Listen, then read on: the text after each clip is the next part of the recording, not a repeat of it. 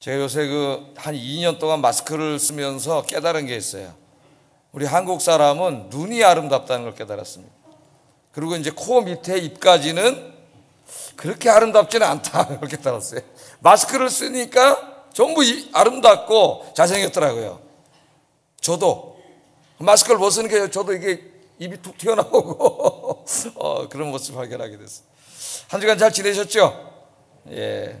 요즘 이제 막 확진자가 너무 많아지다 보니까는 우리 주변에 이제 확진된 분들도 있고 그러다 보니까 이제 또 같이 이렇게 학교나 직장이나 뭐 모임에서 같이 또 이렇게 가깝게 있었으면 또 검사 받아야 되고, 검사 받으면 또 결과 나올 때까지 기다려야 되고, 어떤 분은 이틀 후에 또 검사 받아봐야 되고 이런 일들이 있다 보니까 이제 이게 주일하고 겹치면 교회 오늘 그래서 못 나갑니다 이런 전화들이 옵니다.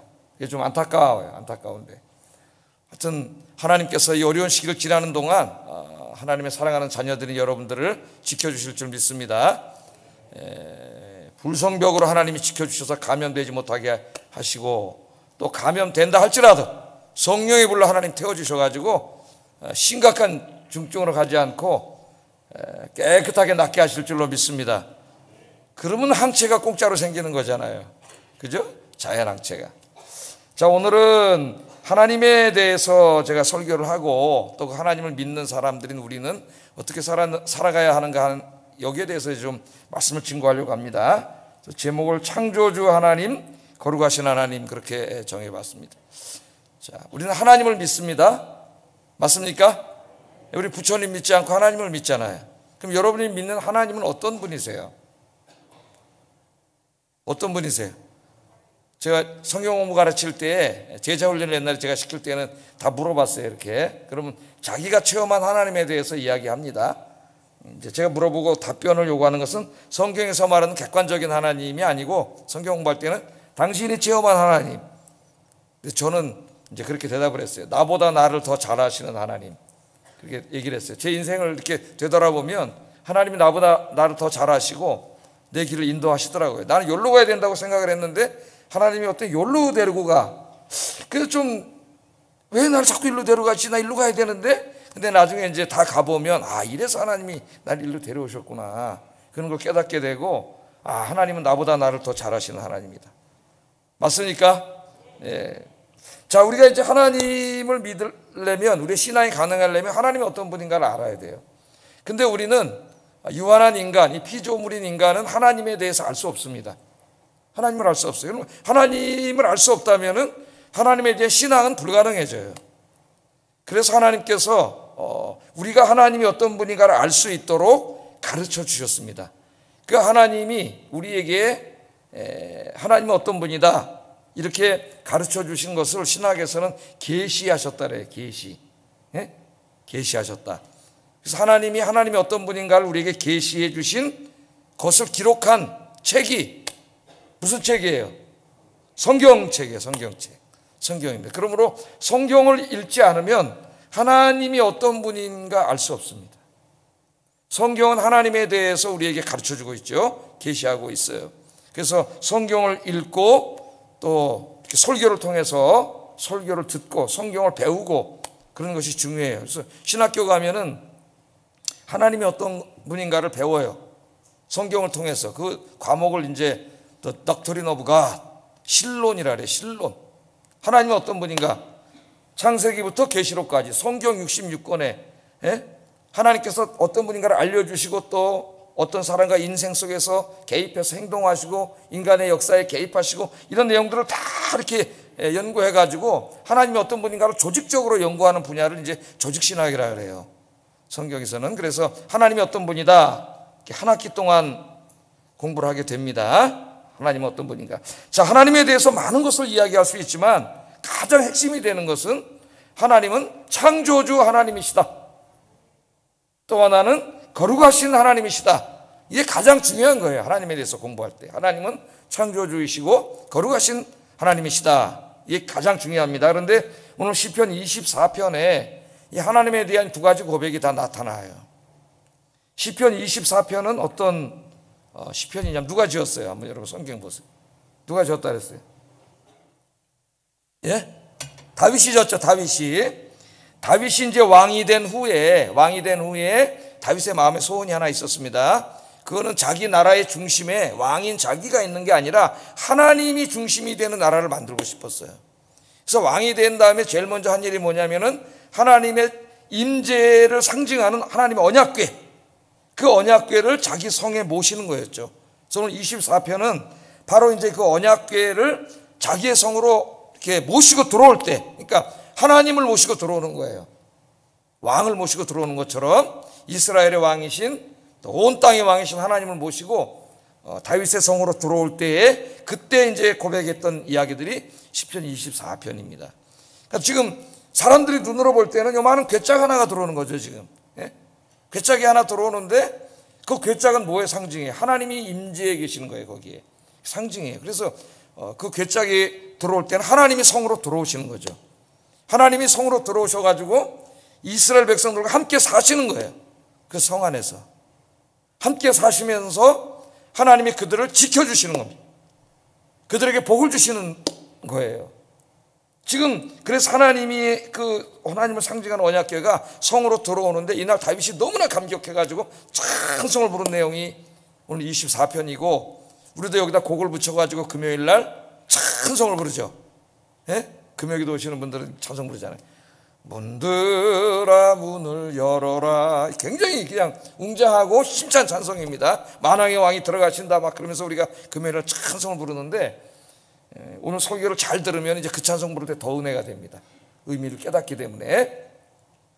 자, 이 여호와 하나님이 이제 자기 성에 들어와서 같이 사시는 거죠. 그 하나님이. 예? 창조주 하나님이에요. 그분은 이 우주 만물을 창조하신 분이고 거룩하신 하나님이세요. 이 하나님이 자기들과 함께 사는데 그럼 하나님과 함께 살려면 하나님이 이제 들어오셨잖아요. 찾아오셨어요. 하나님과 함께 사는 그 백성들은 어떻게 살아야 되느냐, 오늘 여기에 대해서 교훈해요. 세 가지를 교훈하는데, 첫째는 하나님의 절대적인 소유권을 인정해야 된다. 하나님이 만드셨으니까 다 하나님의 거라 그러잖아요, 오늘. 두 번째는 도덕적으로 거룩하게 살아야 돼요. 하나님이 거룩하신 분이기 때문에 하나님과 함께 살려면 도덕적으로 거룩해야 돼요.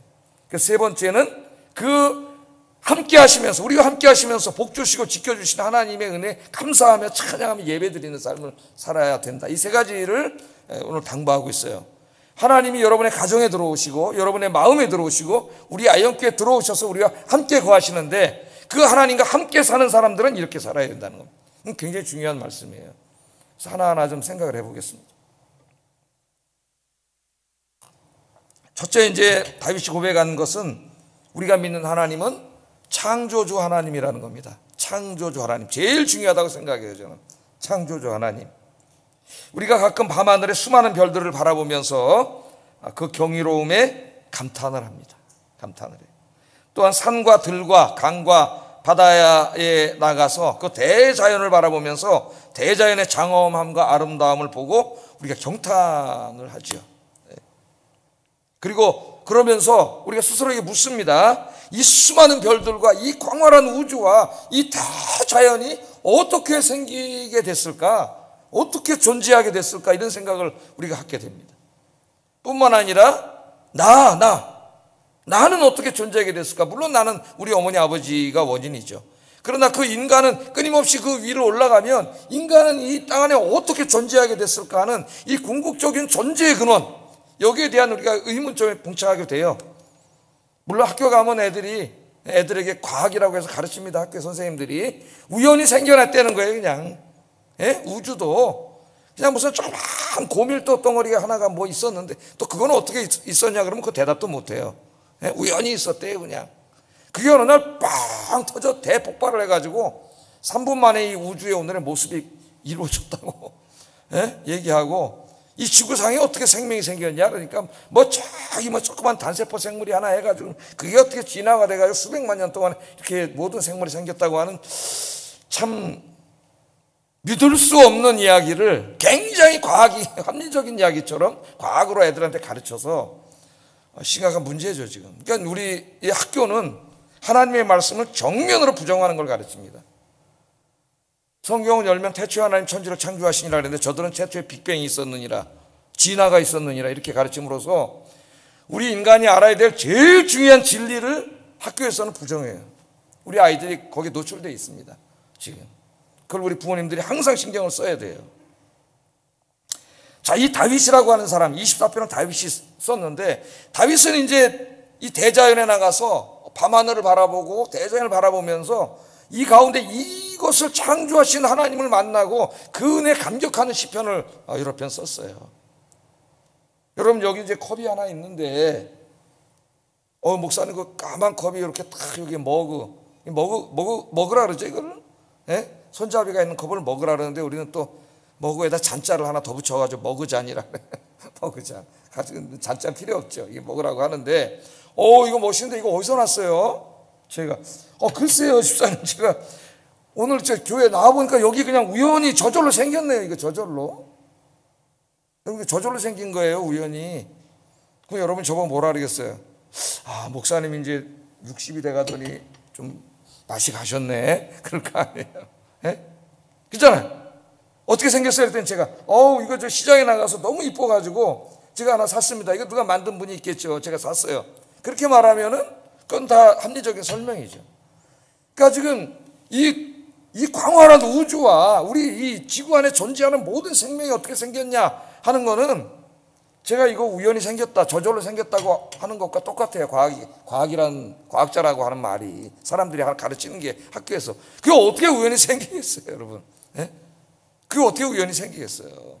더더군다나 이 과학이 발전할수록 이 우주공학이 발전해가지고 우주를 다 연구하는데 연구하면 연구할수록 우주는 어떻게 돼요? 미세 조정되어 있다 그러잖아요. 미세 조정이 뭐예요? 그 정교한 법칙으로 딱 이렇게 연결되어 있다는 거예요. 아주 고급 시계가 이렇게 딱 연결되어 있는 것처럼. 그래서 조금만 뭐 하나만 고장나도 다 무너져. 우리 지구가 한 24도쯤 이렇게 기울어져 있는데, 그래서 1년 동안 태양을 돕니다, 이렇게. 근데 기울기가 조금만 틀어져도 망가지면 우리 다 죽어요, 금방. 근데 이제까지 망가지지 않잖아요. 하나님이 딱 지켜주시고, 네? 하나님 인도해 주시잖아요. 자, 다윗은 이 밤하늘의 이 수많은 별들을 바라보고 대자연을 바라보면서 항상 이 우주를 창조하시고 이 아름다움을 창조하신 창조주 하나님을 만났어요. 그래서 이것들을 이제 기도하는데 노래하고, 제가 제일 좋아하는 시편은 시편 8편이에요. 8편 1절, 3절 한번 읽어보겠습니다. 시작. 주의 영광이 하늘을 덮었습니다. 주의 영광이 하늘을 덮었습니다. 또 3절 한번 읽어봅니다. 주의 손가락으로 만드신 주의 하늘과 주께서 베풀어 두신 달과 별들을 내가 봅니다. 그러잖아요. 그러니까 다윗 바깥에 나가서 별 보고 해 보고 달 보고 강과 바다를 보고 꽃을 보고 나무를 보고 풀을 보고 짐승을 보고 이것만 본 게 아니라 그들을 보면서 누구를 만난 거예요? 그것들을 만드신 하나님을 만난 거예요. 저 반짝이는 별빛 속에서 창조주 하나님의 영광을 본 거죠. 우리가 이것을 이렇게 들으면 이 컵을 만난 사람이 있는 것을 알듯이 다윗은 이 광활한 우주와 대자연을 바라보면서 그것을 창조하신 하나님을 만난 거예요. 하나님. 이게 진짜 신앙이죠. 이 사람은 교회에서도 성전에서도 예배드리면서 주님을 만나지만은 바깥에 나가서도 항상 주님을 만나는 사람. 여러분의 좀 신앙의 수준이 이렇게 성숙하기를 주의 이름으로 축복합니다. 보이는 게 다 하나님이 만드신 건데 다 하나님을 만나는 거죠. 오늘 시편도 그 얘기를 해요. 2절 한번 읽어보겠습니다. 시작. 강들 위에 건설하셨도다. 하나님께서 이 우주의 터를 좀 좁히면 이 지구의 터를 눈으로 보이는 이 땅의 모든 것들을 산과 들과 모든 것들을 바다와 강 위에 세우셨다. 건설하셨다. 예? 이게 지금 아파트 건설하고 있잖아요. 이게 하나님 건설하셨다는 거예요. 자, 이 말씀은 창세기 1장 1절 2절을 생각나게 합니다. 아마 다윗이 창세기 1장 2절을 묵상하다가 이걸 시로 바꾼 말씀이에요. 시편 24편. 한번 창세기 읽어보겠습니다. 시작. 땅이 혼돈하고 공허하며 흑암이 깊음 위에 있고 하나님의 영은 수면 위에 운행하시니라. 아멘. 그렇게 얘기를 하고, 태초에 하나님이 천지를 창조하셨다. 천지는 우주라 그랬죠. 히브리 말에는 우주라는 말이 없다 그랬어요. 이 온 우주를 어우르는 한 단어가 없어서 하늘들과 땅들 그런다 그랬죠. 바라 엘로임 하 샤마임 하 예레스. 창세기 1장 1절에 엘로힘, 거기는 야훼가 아닙니다. 엘로힘이 하늘들과 땅들을 창조하셨습니다. 그 말은 온 우주를 창조하셨습니다. 그 창조하셨을 때의 상태가 공허하고 혼돈, 땅이 혼돈하고 공허하며 흑암이 깊음이 있고 하나님의 영 수면 위에 운행하고 계셨습니다. 이 말이에요. 최근에 창세기 1장 1절에 대한 다양한 해석이 제시되고 있습니다. 책들이 많이 번역돼서 나오고 있어요. 상당히 위험한 책들이 많이 있습니다.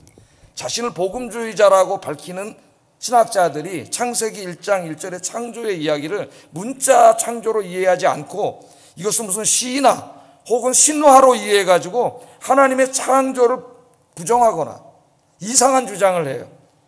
이상한 주장을 하는 책들이 많이 나와서 상당히 조심해야 되는데, 창세기 1장 강의는 제가 지난 한 2년 전인가요?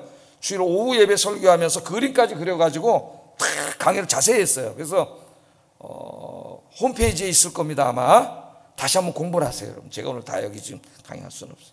맨 처음에 하나님은 그냥 우주라고 하는 틀을 만드시고 거기에 지구만 만드신 거예요. 지구. 그 지구는 물로 덮여 있었다 이 말이에요.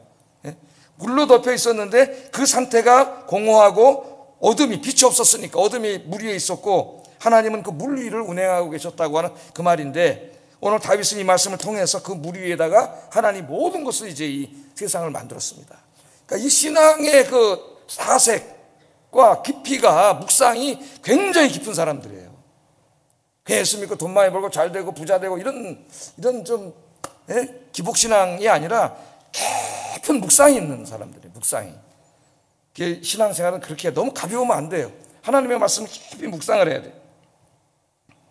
자, 그래서 하나님이 창조하셨고 그 위에다가 이제 하나님이 첫째 날부터 빛이 있으라 하시면서 하늘 우주를 가득 채우시고 또 인간이 살아가는 이 땅에다 물을 한쪽으로 모아서 바다를 만들고 육지가 드러나게 하고 거기다가 이제 나무를 심고 꽃을 심고 다 채소를 심고 동물을 만들고 물고기를 만들고 새를 만들고 마지막으로 인간이 살아가는데 전혀 부족함이 없이 된 다음에 사람을 하나님의 형상으로 남자와 여자를 만드셨더라.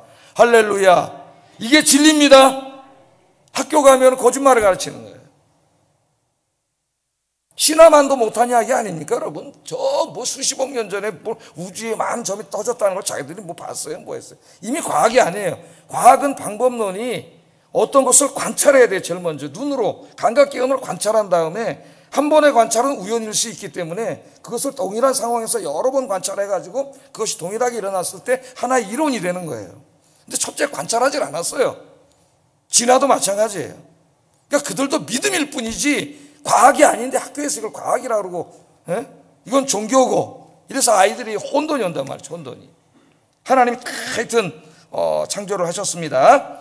하나님이 지으신 이 만물은, 저 수많은 별들은 그냥 거기에 있는 것이 아니라 거기에서 하나님의 영광을 드러내고 있어요. 이걸 만드신 하나님, 그 전능하신 하나님의 모습을 다 드러내고 있는 거예요. 그러니까 믿음이 있는 사람은 그 하나님을 만나는 거예요. 그죠? 제가 옛날에 하여튼 이 작품들, 뭐 조각, 미술품들을 감상하면서 제일 진짜 감탄했던 게 그 로댕의 생각하는 사람입니다. 그게 진짜 우리나라 와가지고 조선일보 여기 미술관에 제가 우리 사람 가서 보다 깜짝 놀랐어요. 그 조각을 봤는데 진짜 그 조각 힘줄 하나, 근육 하나까지 딱 새겨. 진짜 깜짝 놀랐어요. 이걸 인간이 어떻게 만들까? 그래서 제가 로댕 별로 안 좋아해요. 왜냐하면 바람꾼이에요, 이 사람은. 인간적으로는 진짜 이 여자 저 여자 못된 놈이에요. 근데 예술가로서 야, 이거 진짜 깜짝 놀랐어요. 그러니까 진짜 믿음이 있는 사람은 이 대자연에 나가서 하나님의 이 오묘한 창조, 아니 뭐 그냥 저 광활한 우주가 아니라 들꽃 하나만 사진 찍어서 자세히 한번 해보세요. 근데 사진 찍어서 쫙 열어보니까 정말 기가 막힙니다. 그 생명의 신비가. 하나님을 만나는 거예요. 하나님을. 하나님의 살아계심을. 가슴 설레는 거예요. 이 믿음이 다윗처럼 여러분에게도 가득하기를 주의 이름으로 축복합니다. 자, 하나님께서 온 우주 만물과 지구와 그 안에 존재하는 모든 것들을 창조하셨다고 하는 이 짧은 선언 하나가 우리 인생의 목적과 방향에 중대한 영향을 미칩니다. 다윗의 창조신앙은 그의 인생을 다 바꿔놨어요. 그걸 오늘 우리에게 이야기하고 있어요. 그렇잖아요. 이 세상이 진화됐고 우연히 생겨났다고 생각해서 인생과 역사에 아무 목적과 의미가 없다고 생각하는 사람들하고 저 지성적인 어떤 존재가 하나님이라는 분이 계셔서 그 하나님이 하나님의 목적 선하신 뜻을 위하여 이 우주를 창조하시고 우리 인생을 창조하셨다고 믿는 사람의 인생은 판이하게 다를 수밖에 없어요. 자, 놀라운 선언을 합니다. 오늘 하나님의 창조를 믿는다면 우리 선언을 해야 돼요. 고백을 해야 됩니다. 1절 말씀 한번 읽어보겠습니다. 시작.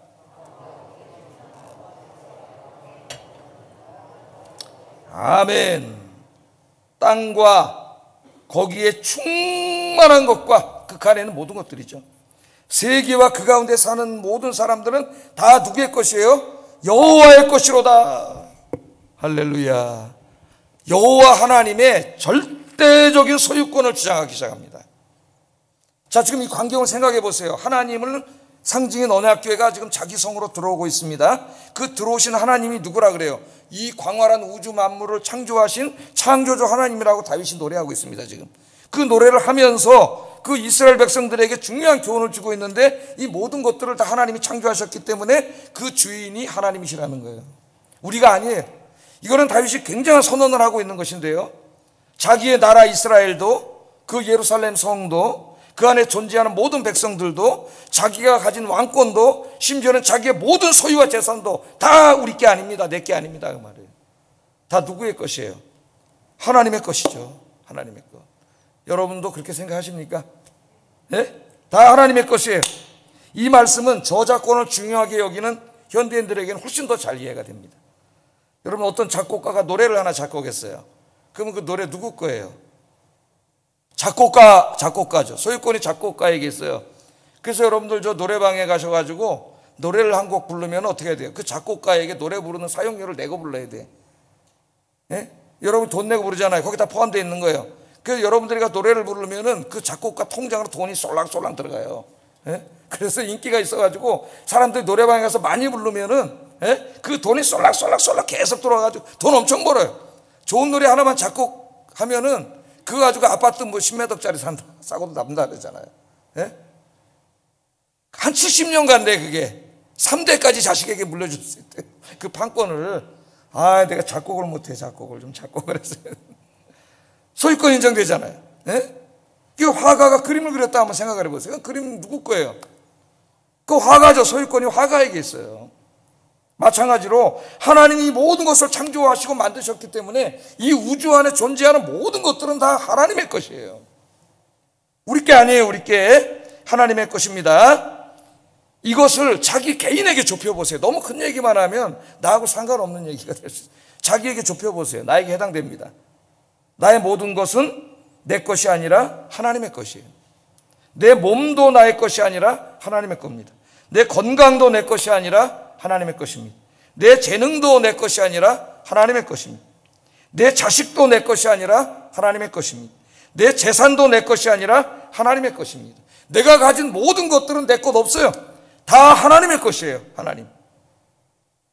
하나님께서 이 모든 것들을 우리에게 잠깐 맡기신 거예요. 소유권을 넘겨준 게 아니라 사용권만 넘겨줬다는 걸 알아야 됩니다. 성경은 그것을 계속 강조해요. 하나님 소유권은 하나님께 있어요. 우리는 사용권만 준 거예요. 그래서 성경은 우리를 주인이라고 하지 않아요. 주인은 하나님이세요. 그래서 하나님을 뭐라고 불러요? 우리가 The Lord, 아도나이, 주님이라고 불러요. 주님. 예? 우리는 뭐라고 불러요? 청직이라고 불러요. 청직. 교회 다니는 사람은 잘 알죠. 청직. 그러니까 내가 가지고 있는 것은 주인이 내가 아니야. 소유권이 하나님께 있기 때문에 내 마음대로 사용하면 안 돼요. 주인이신 하나님이 원하시는 대로 사용을 해야 돼요. 우리는 청직일 뿐이에요. 나중에 이것에 대해서 하나님 앞에 섰을 때 결산을 한다 그러잖아요. 마태복음에 나옵니다. 이 결산에서 하나님의 뜻대로 사용하지 않은 사람들은 하나님 나라에서 쫓겨나요. 이게 굉장히 중요한 말씀이죠. 이 말씀이. 자, 이 하나님의 절대적인 소유권을 가르쳐주는 대표적인 말씀이 구약 성경의 토지에 대한 가르침입니다. 토지, 지금도 우리나라에 이제 토지 문제가 굉장히 심각한데요. 전 세계적으로도 마찬가지죠. 자, 토지는 예나 지금이나 생산의 가장 중요한 수단입니다. 옛날엔 더했죠. 농사 짓고 거기서 수확을 얻어서 그게 부가 되는 거니까요. 굉장히 중요한 것이에요. 토지가. 자, 특히 이제 이 현대에 와서는 이 토지가 단지 생산과 주거의 수단만이 아니라 그걸 넘어서서 이익 증식의 수단으로 사용돼요. 투기죠, 투기. 부동산 투기. 우리나라는 부동산 투기가 굉장히 심합니다. 그래서 돈만 있으면 뭘 살라 그래요, 사람이. 땅 사고 집 살라 그래요. 근데 땅 사고 집 사면 무조건 돈 벌기 때문에 투기가 아니에요, 사실은. 투기는 위험성이 있어야 투기인데 이건 위험성도 거의 없어요, 그냥. 물론 사기만 안 당하면은, 그래서 그냥 막 돈을 벌어들이죠. 그런데 오늘 성경을 읽어보면은 하나님께서는 토지의 인간 소유권을 인정하지 않습니다. 토지는, 땅은 누구 거예요? 하나님이 만든 거예요, 하나님의 것이에요. 그래서 하나님께서 이스라엘 백성들에게 이스라엘 땅을 나눠줬죠, 맨 처음에.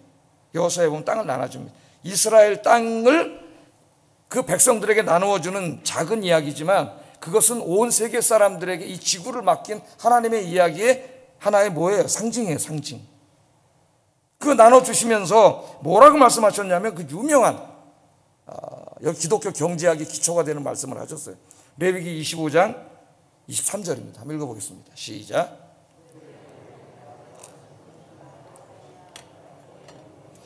우고하는 자로서 나와 함께 있느니라. 아멘. 토지를 나눠준 다음에 토지의 매매를 허용하지 않았어요. 토지의 매매는 누가 할 수 있는 거예요? 주인만 할 수 있는 거예요. 근데 그 사람들은 뭐예요? 주인이 아니에요. 하나님이 아까 뭐라 그랬어요? 소유권을 준 게 아니라 사용권만 줬다 그랬죠. 그래서 땅을 팔지 못합니다. 하나님은 너무나 잘 알고 있어요. 땅을 팔 수 있는 권한을 주면은 이 땅을 사고 팔을 통해서 부동산 투기가 이루어지고, 그래서 이 불평등의 문제가 생긴다는 걸 하나님 너무나 잘 알고 있어요. 왜? 타락한 인간은 그 마음속에 탐욕과 욕심이 있기 때문에 하나님이 나눠준 걸로 결코 만족하지 않습니다. 인간은 옆에 있는 땅 저거 어떻게든 뺏으려는 거죠, 다. 그래서 하나님이 파는 것을 허용하지 않았어요. 토지는 하나님의 거예요. 가나안 땅의 왕들은 토지가 누구 거예요? 다 왕 거예요, 왕 거. 왕이 토지를 가지고 자기 신하들 충성을 다하는 사람들에게 나누어주고 백성들에게 나누어줍니다. 그러면 사람들은 엄청나게 많은 세금을 내야 돼요, 왕한테. 그래서 왕이 토지의 권한을 가지고 다 부려먹었죠, 노예처럼. 그러나 하나님의 나라에서는 통하지 않아요. 그건 잘못된 거예요. 사탄이 그렇게 시키는 거예요. 하나님은 토지의 소유권을 인정하지 않습니다. 그런데 타락한 인간이 하나님의 땅에다가 말이죠, 지 거라고 언제부터 그랬는지 몰라도 금고 놓고 그걸 또 문서로 만들어서 인간 노장이라고 만들어서 도장 찍어가지고 지 거라고 주장하는 거예요. 이 땅에 하나님 나라가 이루어지면 다 하나님의 것으로 회복됩니다. 할렐루야. 그것도 이 땅에 사는 동안에 100세도 못 살고 죽잖아. 그 잠깐 동안 지 거라고 금고 놓고 있는 거지. 죽으면 뭐야, 끝이지. 그래서 하나님 깨달으라고 전도서를 우리에게 주신 거예요. 헛되고 헛되니 모든 게 헛되다. 자, 근데 타락한 후에 인간이 토지의 사용권을 주장하면서 이걸 파고 살고 이렇게 하면서 나중에 구약 성경에 이사야 선지자 시대에 오면은 욕심이 있고 힘 있는 사람들, 돈 있는 사람들이 이스라엘 땅 똑같이 쓰라고 나눠진 땅을 다 뺏어가지고 몇몇 부자들과 권력자들이 이스라엘 땅을 다 차지하게 돼요. 그래서 이사야 5장에 나오죠. 토지에 토지를 더하고 전토에 전토를 더하고 가옥에 가옥을 더하려는 자들에게 화 있을진저. 하나님이 땅과 집을 다 똑같이 살 수 있게끔 나눠줬는데 욕심을 내가지고 다 뺏은 거예요. 그거를 몇몇 사람이. 우리나라의 민유지의 70%를 3%가 가지고 있듯이. 그리고 이걸 파고 사고 해가지고 거품을 만들어가지고 아파트값은 계속 올라가고 지금 우리 자녀들이 장가도 못 가게 만들어, 시집 장가도 못 가게 만드는 이 불의한 자들이 그렇게 만들어 놓은 거죠. 자, 하나님께서는 그것을 금하고 계십니다. 제가 이 기독교 경제학을 학교 다닐 때 이제 학생 운동할 때 여기에서 이제 헨리 조지의 그 기독교 경제학 이론이 나왔어요.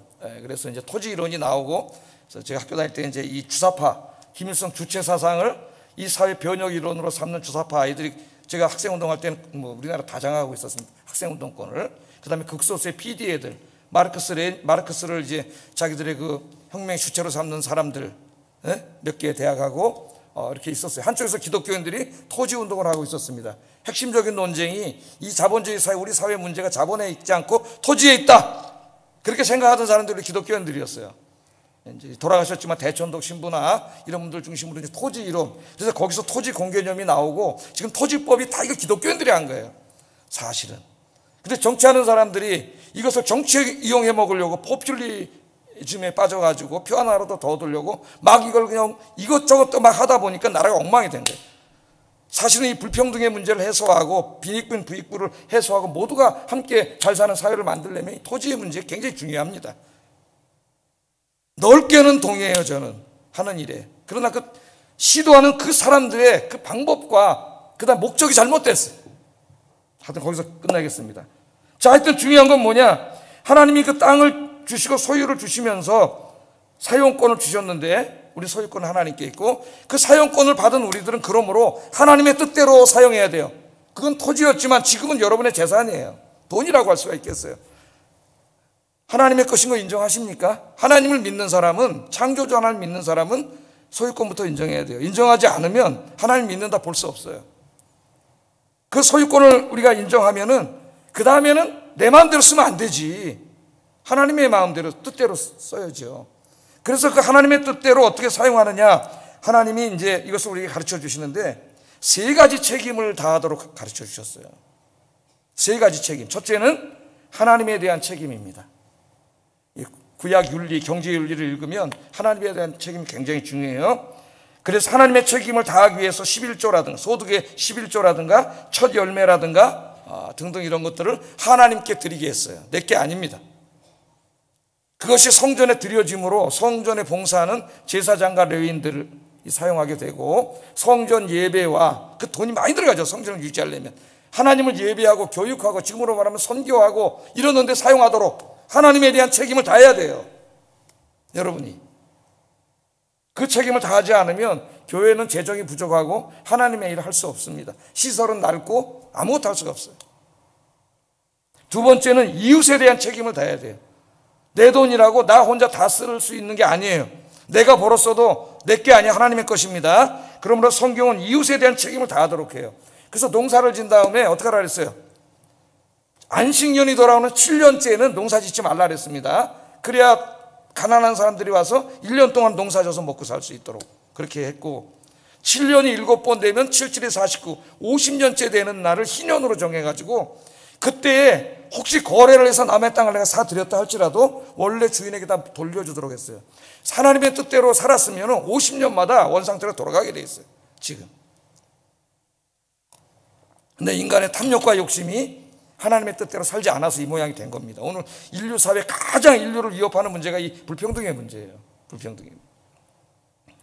자, 그래서 그런 농사 질 때도 어떻게 하라 그랬어요? 저 모퉁이에 있는 벼는 베가지 말라 그랬죠. 왜? 그것까지 악랄하게 내 거라고 다 벼가면은 가난한 사람이 먹을 게 없어요. 내비두고 가라 그랬어요. 그러면 가난한 사람들이 와서 베가도록. 예?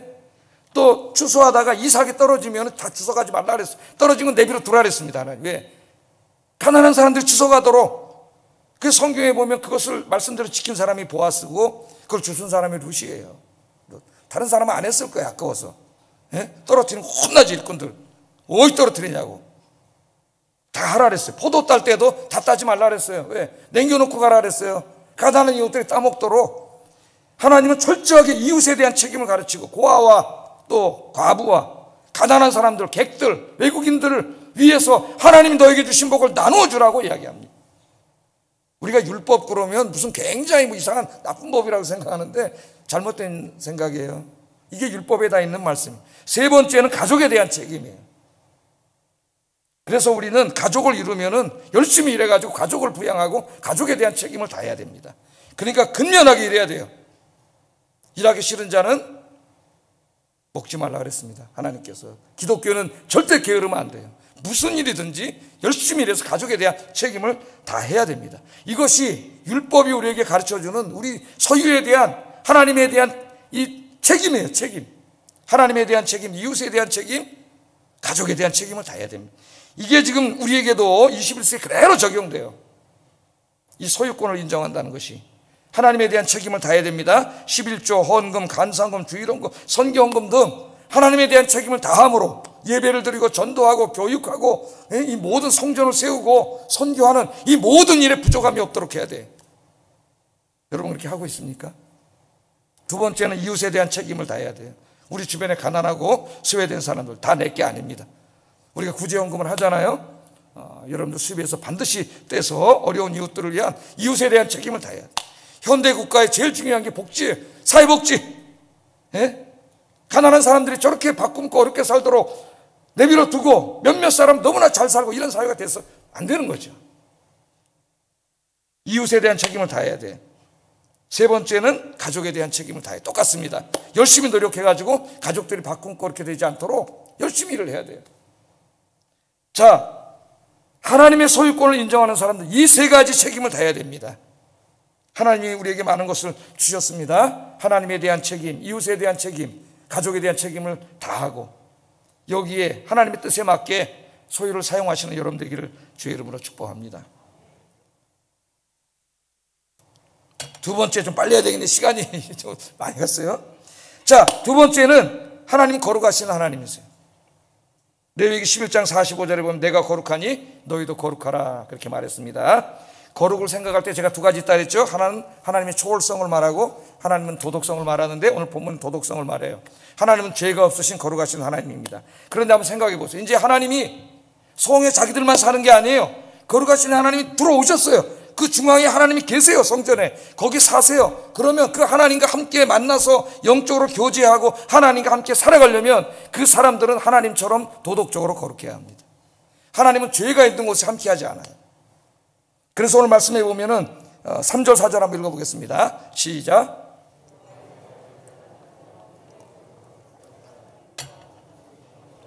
마음이 청결하며 뜻을 허탄한 데에 두지 아니하며 거짓 맹세하지 아니하는 자로다 그렇게 얘기를 했습니다. 손이 깨끗하다. 손이 깨끗하다는 것은 외적인 행동의 순결성을 의미합니다. 즉 손은 도덕적인 삶이에요.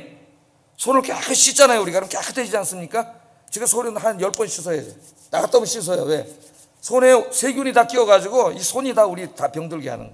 손만 깨끗이 씻어도 감기 잘 안 걸려요. 그런 것처럼 우리의 외적인 이 행위를 깨끗하게 해야 된다는 거예요. 깨끗하게. 그 행위를 깨끗하게 하는 것으로 제시한 게 거짓 맹세하지 않는 겁니다. 거짓 맹세는 법정에서 이루어지는 거죠. 옛날에는 이제 재판관이 있고 배심원들이 있습니다. 그럼 배심원들이 중요해요. 증언을 하는데 이 사람들의 증언에 따라 판결이 결론이 나요. 그런데 이 배심원들이 정확하게 이야기해야 되는데 돈을 받아먹으면 뇌물을 받아먹으면 거짓말을 해요. 그럼 판결이 굽어져요. 그래서 거짓 증언하지 말라 이 말을 우리 모든 삶에 적용하면은 하나님과 사람 앞에 거짓이 없는 정직하고 진실한 삶을 살아야 된다는 거예요. 두 번째는 행위만 거룩한 게 아니라 마음도 깨끗해야 돼요. 마음, 보이지 않는 마음, 생각. 그래서 마음이 청결한 자다 그렇게 얘기했습니다. 그 마음이 청결한 자는 뭐냐? 생각이 깨끗한 사람인데 이 생각이 깨끗한 사람은 허탄한 것에 마음을 두지 않는다 그랬어요. 허탄한 것이란 뭐냐? 일시적인 것, 죄악된 것, 거짓된 것입니다. 마음을 둔다는 말은 마음을 거기에 집중한다는 말이에요. 그러니까 허탄한 데 마음을 둔다는 것은 마음을 하나님께 두지 못하고 일시적이고 거짓되고 죄악된 세상에 두고 산다는 거예요. 이 마음이 하나님으로 가득 차 있어야 되는데 그래야 우리 마음이 깨끗하고 청결한 사람이 되는데 이 안에 온갖 탐욕과 욕심과 세상의 것으로 가득 차 있어요. 그 사람은 하나님과 함께 살 수가 없습니다. 그래서 우리는 우리의 이 외적인 행위, 도덕적인 행위와 보이지 않는 우리의 생각과 마음까지도 깨끗해야 돼. 그 예수님이 마음이 깨끗한 자가 복이 있나니 하나님을 볼 것이며. 할렐루야. 우리가 마음이 너무 더럽기 때문에 이 때가 너무 끼어서 하나님을 볼 수 없는 거예요. 이 안에 마음이 깨끗해지면 거울이 잘 보이죠. 거울에 온갖 잡동사니 끼어 있어 보세요. 뿌옇게 보일 뿐이에요. 이렇게 하나님과 함께 사는 사람은 외적인 행위와 생각과 마음이 깨끗해야 된다. 그렇게 사는 사람은 하나님이 약속하신 게 복을 주신다 그랬어요. 5절 6절 한번 읽어보겠습니다. 시작. 이는 여호와를 찾는 족속이요 야곱의 하나님의 얼굴을 구하는 자로다. 아멘. 여호와께 복을 받는다. 의인은 복은 육적인 복이고 의인은 영적인 복입니다. 영육간에 하나님이 복을 주신다 그랬어요.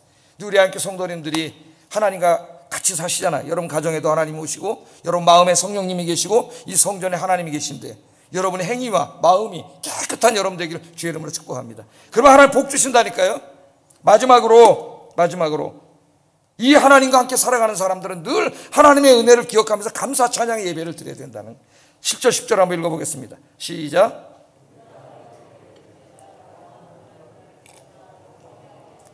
영광의 왕이 누구시냐? 강하고 능한 여호와시요 전쟁에 능한 여호와시로다. 영광의 왕이 누구시냐? 만군의 여호와께서 곧 영광의 왕이시로다. 아멘. 이게 이제 시편 24편의 배경이 되는 그런 말씀이에요. 자, 얼마나 감격스럽겠어요. 지금 하나님은 보이지 않기 때문에 하나님의 성전에 들어오셔도 못 봐요. 그러나 이걸 지금 보이게 가시적으로 비저블하게 지금 비디오처럼 한 거예요. 그 하나님의 언약궤가 들어가잖아요. 그것은 모든 사람이 볼 때 하나님이 성 안으로 들어오시고, 여러분이 하나님이 여러분 가정 안으로 들어오시는 거 한번 보신 다음에 여러분 얼마나 감격하겠습니까? 네? 그런 감격입니다. 감격. 그래서 성 안으로 들어오셔가지고 그걸 그때 막 문을 활짝 열고 성문을 온 백성이 다 나와서 하나님을 찬송하는 그 그림이에요. 여러분 그 성에 왕이 온다면 어떡하게? 인간 왕이 오면 그 성 안에 있는 사람들이 다 나와서 문을 활짝 열고 온 백성이 다 나와서 왕이여 만세 만세 만만세 하면서 찬양할 거 아닙니까? 그걸 생각해 보세요. 여기 진짜 이스라엘의 왕, 다윗은 자기를 왕이라 하지 않아요. 진짜 이스라엘의 왕이신 하나님이 들어가신 그런 전쟁에 능하신 신이라는 것은 이스라엘을 지키시는 하나님이란 얘기예요. 그러니까 지켜주실 거예요. 그 하나님이 성으로 들어 얼마나 감사합니까? 한낱 피조물에 불과한 인간인데 그 창조주 하나님, 거룩하신 하나님 성이 와서 함께 계시면서 지켜주신다는데, 복을 주신다는데, 그래서 찬송과 경배를 올리는 거예요. 이거는 우리에게 중요한 교훈을 줍니다. 오늘 우리가 주일 예배를 드리고 있는데 이 예배를 드리는 곳마다 하나님이 약속하셨기 때문에 하나님의 영이 성령 안으로 들어와서 임재해 계세요. 그런데 그렇다고 여러분이 다 그 임재 안에 있는 게 아니에요. 여러분의 마음의 성전으로 하나님이 들어가기를 원하시죠. 그런데 교회는 와 있지만 마음의 문을 꽉 닫아놓고 안 여는 사람이 있어요. 그게 라오디게아 사람들이에요. 라오디게아 교회 사람들. 우리 주님이 이렇게 말씀하셨습니다. 계시록 3장 20절 읽어봅니다. 시작. 문을 열면 내가 그에게로 들어가 그로 더불어 먹고 나는 그와 더불어 먹으리라. 성전에 들어왔어. 교회에 왔어요. 예배드리 왔어요. 하나님이 영이 가득하고 이제 한 사람 한 사람에게 은혜를 주시려고 하나님이 들어가시려는데 문을 꽉 닫아놓고 세상에 온갖 걸로 문을 닫아놓고 자물쇠를 닫혀놔. 하나님이 들어가실 수가 없어요. 그리고 어떻게 돼요? 예배 시간에 지루하고 한 시간에 졸리고 맨날 이런 시간밖에 안 되는, 하도 답답하니까 지금 어떤 그림이 문을 두들기잖아요. 문을 열어주질 않으니까 복을 주시려고 하나님 그러는데 답답하게 안 열고 있으니까 하나님이 문을 두들기잖아요. 예? 문을 열어라. 오늘 시간에 여러분 마음의 문을 활짝 열고 하나님의 은혜에 감사와 찬양하며 하나님을 영접하는 여러분 되기를 주의 이름으로 축복합니다. 기도하겠습니다. 말씀을 요약하면서 기도의 제목으로 삼겠습니다. 우리는 창조주 하나님, 거룩하신 하나님을 믿습니다. 그 하나님과 함께 살아갑니다.